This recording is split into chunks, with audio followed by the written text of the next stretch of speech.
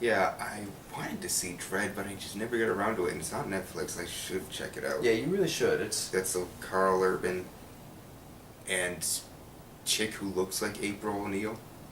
yeah. I She haven't even. the lead. Everyone's like, why didn't they get that for the Ninja Turtles new Ninja Turtles movie instead of Megan Fox? Oh. I don't care. I didn't. I like the lead female too. She's really strong and independent. She's like a psionic or something. She can read minds and stuff. It's With really decent. Judge Dredd, it's like, it's one of those like popular bad movies that nobody really dislikes. Everyone kind of likes it. Yeah.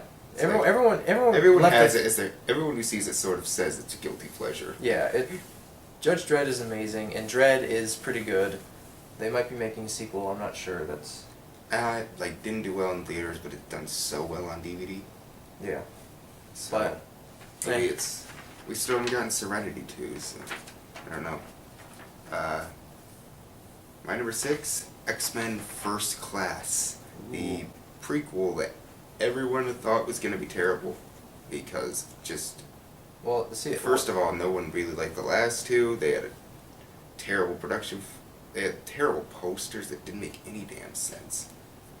Their faces on the Sith silhouettes of like, the older characters, but it turned out to be damn good. Like this is one of those where I can't really say much is wrong with it. The only reason it isn't higher is because the other stuff did stuff so much better. The acting is some of the best I've ever seen in a comic book movie. James McAvoy was more than made up for Wanted. What's his name? I like that guy. He did who's David in Prometheus. What What are you playing this one? he played Magneto. Oh. Oh, I should know this. Yeah, don't dwell on it. Not Benedict Cumberbatch. He's like the other big guy that it's going crazy over. But Jennifer Lawrence, she was great as Mystique, and not with this and like Hunger Games and the good but really overrated Silver Linings Playbook. She really deserves to be I don't one know. of those. I liked it because I came into the movie not knowing a thing about it. I didn't even know a new X-Men movie was out. My dad's just like, hey, let's go see the new X-Men movie, and I'm like, okay. I went, and it was actually pretty decent. You know, I like the acting. I like the overall story of it. I do like Kevin Bacon. I do like how tragic the ending is because it's just Yeah. it's. I mean, it is.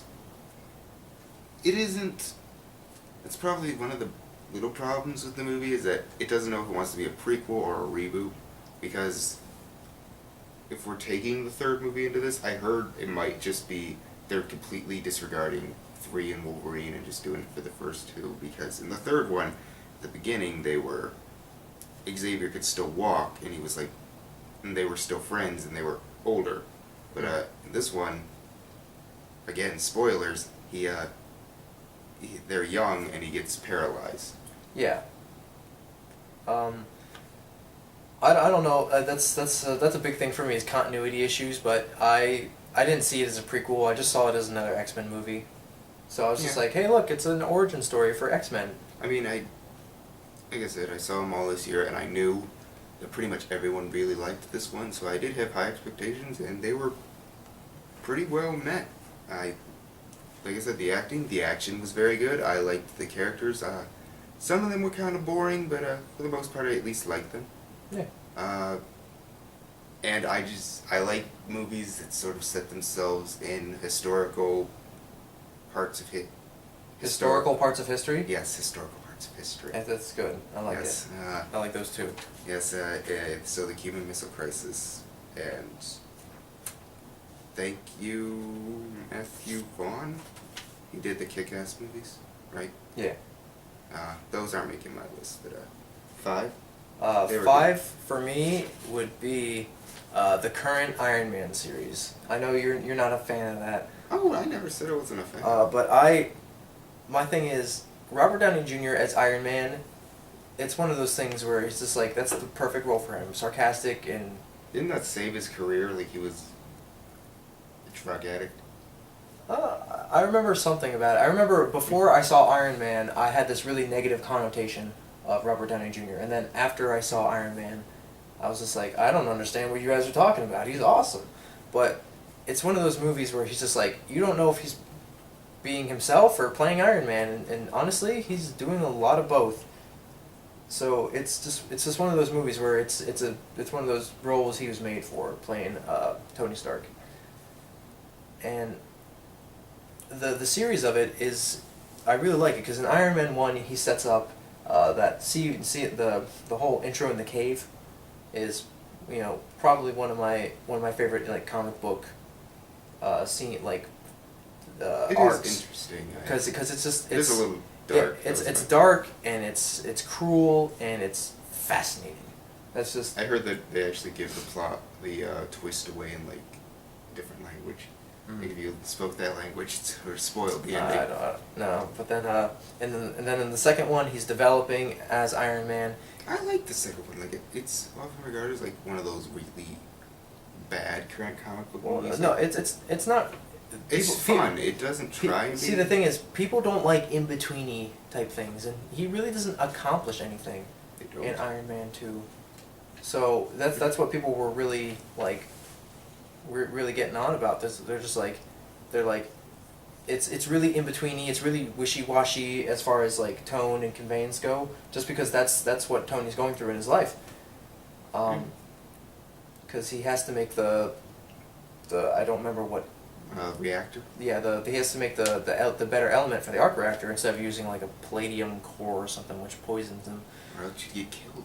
Exactly. So they have to keep the tone and conveyance of the movie, you know, going back and forth between lighthearted and dark and lighthearted and dark, to show what Tony's going through in his life. You know, because he's going through this part where he's like, I'm Iron Man. You know, I have these amazing powers, but it's also slowly killing me. You know, what am I gonna do? I'm a genius. I should be able to figure this out. Plus, give it credit. It had a lot to do. It had to tell its own story and sort of set up the Avengers. Yeah, and then once the Avengers hit, and then Iron Man 3 went. Iron Man 3 was actually, you know, pretty solid motion picture. It was. The elements it had were really good. I really didn't agree with what they did with the Mandarin. The Mandarin's supposed to be like a guy who found the 10 rings of power and control like space and time with his hands, like not like a druggy Cockney that is acting like a terrorist. Like that is not who the Mandarin is. I was very upset with that. But aside from that, it was a solid motion picture. And the bad guy, I looked up the bad guy. Guy Pearce. Yeah. Thank you. The bad guy is actually like he's not even a major character. He's a really minor character in the actual Iron Man comics. And I was just like, you have the Mandarin. Use the Mandarin. What are you doing? I've heard some. Yeah, it's either something most people either are just really hate it or they just don't mind it. I'm one of those who didn't mind it, like, because I haven't read the comics. But I have heard a few people actually say that it actually really helped because the Mandarin is like kind of a dated villain and he'd be too much kind of like, I heard some say he'd be too much like Bane. He's just more of a guy who makes speeches. Well, no, see, like I said, like, Mandarin is the kind of guy that, like I said, he finds the 10 rings of power, and plus, there's no better time to introduce the Mandarin being that kind of person than after there was a portal that opened up over New York and aliens came out. Very true. Like, there's no better time to introduce the Mandarin. Weird things are already happening in this metaverse. So, a guy who can control matter and time with his hands is, you know, can easily be introduced and set up, but and like with the Mandarin, they could have put a modern twist on the Mandarin, just like they put on Dark Knight. They put a modern twist on the Joker, making him really sadistic, like in the comics, and making him really, you know, just really dark. They could have done that with the Mandarin. They could have changed him, made him a really dark character, which would have been amazing. But no, they had to go with freaking exploding people, and which, don't get me wrong, set up a fantastic arc. But as far as, you know, a villain, kind of lame. Really lame, actually. So. I never said I disliked Iron Man or even wasn't a big fan. I own all three, and in fact, my number 5, Iron Man 3. There you go. So we talked That about was my Iron Man. favorite. We talked about Everyone that. else's is the first. And I like the first one. I rewatched it. I think it's pretty good. But the third one, that one just worked. I was always on the edge of my seat. I was always wondering what the hell was gonna happen. Maybe near the end, I was sort of like, okay, I think I get what's gonna happen. Especially with Pepper Potts. Pepper Potts, finally, she did something. Yeah. Like in the first one, she basically helped the villain by accident. The second one, she was stupid enough to go near a beeping red light. Mm-hmm. The Avengers, she didn't appear except for a few scenes. Yeah. In this one, she actually becomes kind of badass, and I'm like, finally, because I then know she has potential. But then she gets cured, and then she doesn't get to do anything anymore. Well, we don't know. I still don't know if they're making a fourth one, or I know Iron Man's supposed to be in like the next Avengers, but Yeah, he's supposed to be in the next 2 Avengers, I think. but yeah, I liked. It sort of went darker, but it worked. I don't know. My only. I did, like I said, I didn't mind the change in the Mandarin. I did like Guy Pearce as the villain. I thought he was threatening. I thought